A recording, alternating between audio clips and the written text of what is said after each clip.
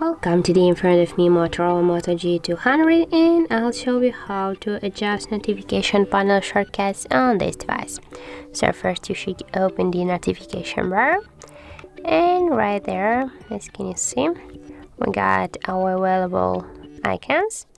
And just to add or to remove some icons from our notification panel or change the positions, you have go to the this edit icon. And as can you see here, we got the down sections which we can just add here to the notification panel, these icons.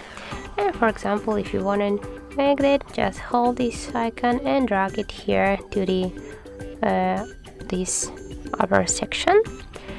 And for example, we can add one more icon by the same way.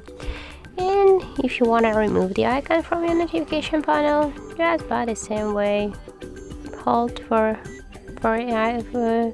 a second the icon and drag it here to the down section to remove.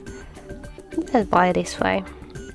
So, and if you want just to change the position of your icon, hold and drag it, for example, to the position where you just wanna put the icon. And just to save all the changes, go back, and now as can you see, you can see here the changes in our notification panel. So that's how it looks. If you find this video helpful, remember to leave a like, comment and subscribe our channel.